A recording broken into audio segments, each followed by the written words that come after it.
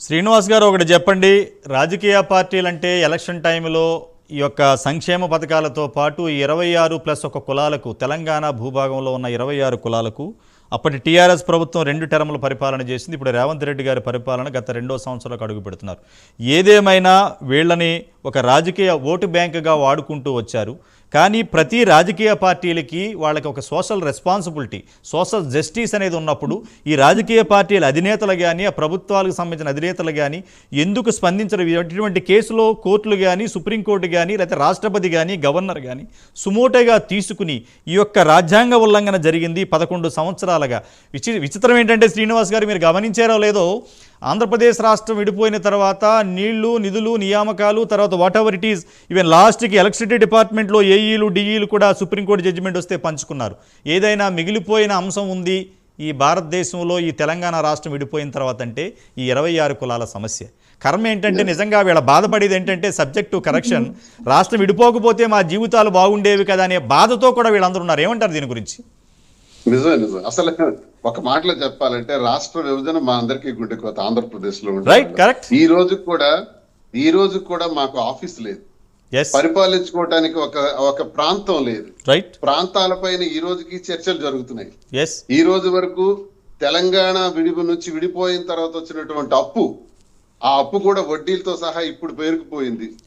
సుమారు 8.5 లక్షల అప్పుకి వచ్చేసింది ఆంధ్రప్రదేశ్ ప్రభుత్వం. ఆంధ్రప్రదేశ్ ప్రాంతం అయితే సస్యశ్యామలమైంది. 927 కిలోమీటర్ల కోస్టల్ జోన్ ఉన్నటువంటి ప్రాంతం. ఇన్ని ఉండి కూడా ఒక క్యాపిటల్ సిటీ నిర్మాణం చేసుకోలేక ఈ రోజు వరకు బాధపడుతున్నాం. ఈ రాష్ట్రంలో ఉన్నటువంటి అత్యధిక శాతం బీసీలు, ఇంచుమించు 55% పైచిలకు ఉన్నటువంటి బీసీలు అందరం కూడా అణగదొక్కబడుతున్నాం. డాక్టర్ బిఆర్ అంబేద్కర్ ఇచ్చినటువంటి స్థాయి ఈ రోజు బడుగు బలహీన వర్గాలు, శ్రామిక తాడిత పీడిత కర్షక వర్గాలు, ఎస్సీలు, ఎస్టీలు, బీసీలు ఎక్కడ గౌరవం ఉంది? ఎక్కడ స్థాయి ఉంది? ఏ రోజు అధికారం అన్నది పొందగలుగుతున్నాం? మాకు రాజకీయంగా ఒక స్థానం రావాలి అంటే బీసీ నాయకుడు ముఖ్యమంత్రి అవ్వాలి. ముఖ్యమంత్రి అయితేనే న్యాయం జరుగుతుందన్నది ఒక బీసీ నాయకుడిగా నా పోరాటం, నా ఉద్యమం. ఈ లైన్లో నేను ముందుకెళ్ళబోతున్నాను. ఇదే కాదు సార్, అధికారం లేకపోవటం వల్లే మా గొంతుకు విలువ లేదు, మా వాయిస్ కి స్థాయి లేదు. ఆ స్థాయి రావాలంటే మేము అధికారాన్ని పొందాలి. అధికారాన్ని పొందినప్పుడే, అధికారాన్ని పొందలేకపోతున్నాం కాబట్టి మాలో ఉన్న 26 కులాలకి తీవ్రమైనటువంటి నష్టం జరుగుతుంది. ఏ రాష్ట్రం అయితే ఏం సార్, వీఆర్ ఇండియన్స్. ముందు మనం భారతదేశంలో ఉన్నాం. భారతదేశంలో ఉండేటప్పుడు మీరు అన్నట్టు శరణార్థులకి ఎటువంటి అవకాశాలు ఇచ్చి, ఆదరించి, గౌరవించి వారికి ప్రత్యేకమైనటువంటి స్థానాన్ని కల్పిస్తున్నటువంటి భారతదేశం. ఈ భారతదేశం సనాతన ధర్మం, హిందూ ధర్మం, అందరినీ గౌరవించుకుంటూ, అందరినీ కాపాడుకుంటూ, అన్ని కులాలు, అన్ని మతాలు, అన్ని జాతులు, భిన్నత్వంలో ఏకత్వం, ఏకత్వంలో భిన్నత్వం, ఇటువంటి స్థాయిని ఉన్నటువంటి భారతదేశ చరిత్రలో బీసీలకేంటి సార్ ఇంత అన్యాయం జరుగుతుంది? కాబట్టి బీసీల గురించి ఉద్యమమే జరగాలి. ఈ ఉద్యమంలో మేము తప్పకుండా విజయం సాధిస్తాం రానున్న రోజుల్లో. ఏదేమైనప్పటికీ కూడా తెలంగాణలో గత ప్రభుత్వం తీసుకున్నటువంటి నిర్ణయంలో మాకు నష్టం జరిగింది. ఇప్పుడున్నటువంటి ప్రభుత్వం మేలు చేస్తుందని నమ్ముతున్నాం. కాబట్టి ఫస్ట్ రిప్రజెంటేషన్ ఇస్తాం. రిప్రజెంటేషన్ అందరినీ కలుసుకుంటా. నేను అవసరమైతే ఏపీలో ఉండే ఆల్ లీడర్స్ తో నేను ఒకసారి మాట్లాడతాను, కోఆర్డినేట్ చేసుకుంటాం. ఇది ఇనిషియేషన్ కూడా మీ ద్వారానే స్టార్ట్ అయింది. ప్రైమ్ లైన్ లో చాలా చక్కగా ఈ సబ్జెక్ట్ ని తీసుకొచ్చారు. అసలు అన్ని ఛానల్స్ కూడా దీని మీద డిస్కస్ చేయాలి. అందరూ కూడా చాలా మంది దీని మీద చర్చించాలి. ఎందుకంటే బీసీ నాయకత్వం ముందుకు రావాలి. బీసీ నాయకత్వం వస్తేనే మేలు జరుగుతుంది ఈ దేశంలో కానీ, రాష్ట్రంలో కానీ. అణగారిన వర్గాలు, బలహీన వర్గాలకి న్యాయం జరుగుతుంది. కాబట్టి మేమందరం కూడా ముందడుగు వేస్తాం, కోఆర్డినేట్ చేసుకుంటాం. అలాగే అన్ని పార్టీల నాయకుల్ని కూడా కలుస్తాం. దీనిలో విజయం సాధిస్తాం అన్నటువంటి నమ్మకం నాకు కష్టంగా ఉంది.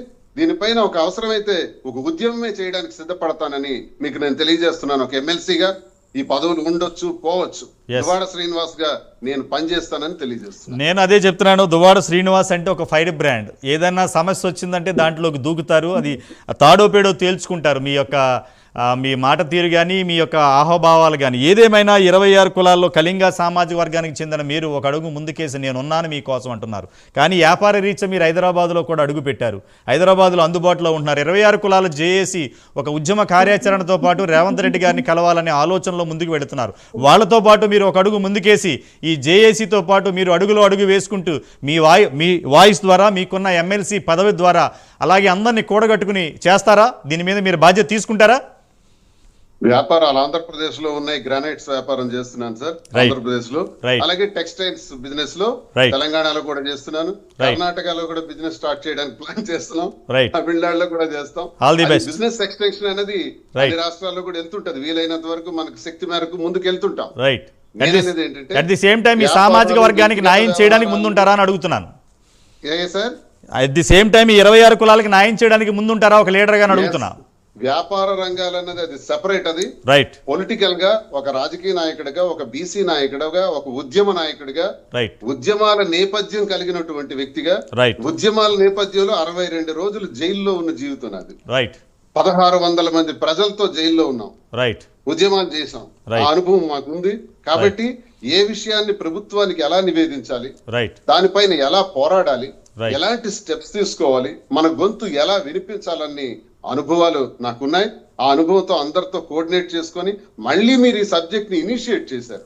కాబట్టి మీకు ప్రత్యేకమైనటువంటి ధన్యవాదాలు ప్రైమ్ 9 వారికి నేను తెలియజేసుకుంటున్నాను.